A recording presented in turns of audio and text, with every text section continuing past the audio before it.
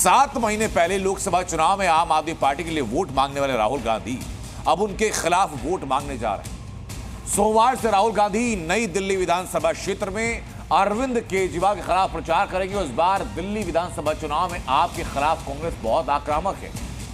कांग्रेस के तेवर देखकर आम आदमी पार्टी हैरान।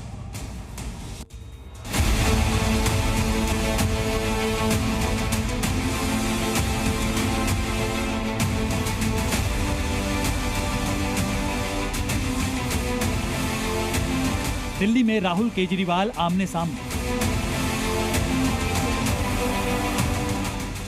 केजरीवाल को हराने के लिए वोट मांगेंगे राहुल। पिछले लोकसभा चुनाव में कांग्रेस और आम आदमी पार्टी ने जहां दिल्ली में मिलकर चुनाव लड़ा था, अब वहीं दोनों पार्टियां दिल्ली विधानसभा चुनाव में आमने सामने हैं। यानी राहुल गांधी अब आम आदमी पार्टी के खिलाफ और कांग्रेस को जिताने के लिए वोट मांगेंगे। नई दिल्ली असेंबली सीट से केजरीवाल के सामने है कांग्रेस के उम्मीदवार संदीप दीक्षित। इसलिए राहुल गांधी अरविंद केजरीवाल को हराने और अपनी पार्टी के उम्मीदवार संदीप दीक्षित को जिताने के लिए कनॉट प्लेस और लुटियंस जैसे इलाके में घर घर जाकर वोट मांगने वाले हैं। सोमवार यानी 20 जनवरी को राहुल गांधी नई दिल्ली सीट पर अरविंद केजरीवाल के खिलाफ प्रचार की शुरुआत करेंगे। राहुल गांधी दोपहर करीब 2 बजे वाल्मीकि मंदिर से पदयात्रा की शुरुआत कर उम्मीदवार संदीप दीक्षित के साथ मतदाताओं से मिलेंगे।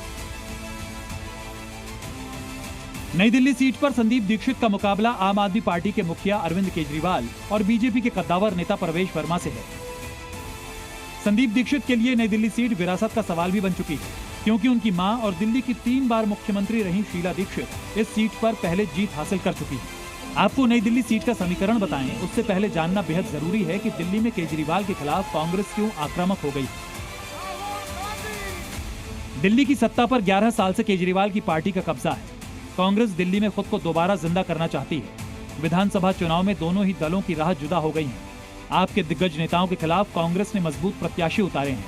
कांग्रेस सिर्फ आप और अरविंद केजरीवाल को टारगेट कर रही है। उधर कांग्रेस नेता अजय माकन ने कहा है कि कांग्रेस दिल्ली और हरियाणा में आपके साथ मिलकर चुनाव लड़ना चाहती थी, लेकिन जैसे ही अरविंद केजरीवाल जेल से बाहर आए, उन्होंने ऐलान कर दिया कि आम आदमी पार्टी हरियाणा की सभी सीटों पर अकेले चुनाव लड़ेगी। इसी तरह केजरीवाल ने लोकसभा चुनाव के बाद ऐलान किया कि वो दिल्ली में अकेले चुनाव लड़ेंगे। ये आजादी के बाद से लेकर अब तक बगैर एक भी बार ऐसा कुछ हुए निर्विवाद तौर के ऊपर ये रहा है कि जो दिल्ली में पार्लियामेंट इलेक्शन जीतता है वही नेशनल में गवर्नमेंट उसी की बनती है, और 7 में से जो 5 जीतता है, 6 जीतता है या 7 जीतता है, उसी की सरकार केंद्र के अंदर बनती है। तो इसलिए दिल्ली जो है वो उसको छोटे या बड़े से मत समझिए, जो दिल्ली जीतता है वो पूरा देश के अंदर उसकी सरकार बनती है। नई दिल्ली विधानसभा क्षेत्र दिल्ली के केंद्र में है और इसमें वीआईपी इलाके शामिल हैं, जैसे कनॉट प्लेस, लुटियंस दिल्ली और सरकारी ऑफिस। इस विधानसभा क्षेत्र के अधिकतर मतदाता पढ़े लिखे और पैसे वाले हैं। अब आपको नई दिल्ली विधानसभा सीट का जातीय समीकरण बताते हैं। जातीय समीकरण की बात करें तो नई दिल्ली सीट पर ब्राह्मण समुदाय का प्रभावशाली वोट बैंक है। ये समुदाय बीजेपी और कांग्रेस का परंपरागत समर्थक रहा है, लेकिन हाल के चुनावों में आम आदमी पार्टी ने भी इसमें पैठ बनाई है। पंजाबी और खत्री समुदाय का भी वोट इस सीट पर रहा है। सरकारी कर्मचारी और सेवा क्षेत्र में काम करने वाले दलित मतदाताओं की भी अच्छी खासी संख्या है।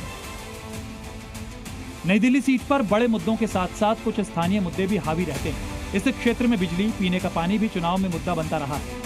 साथ ही नई दिल्ली सीट पर सफाई और कचरा प्रबंधन भी एक बड़ी समस्या है। ब्यूरो रिपोर्ट, जी मीडिया।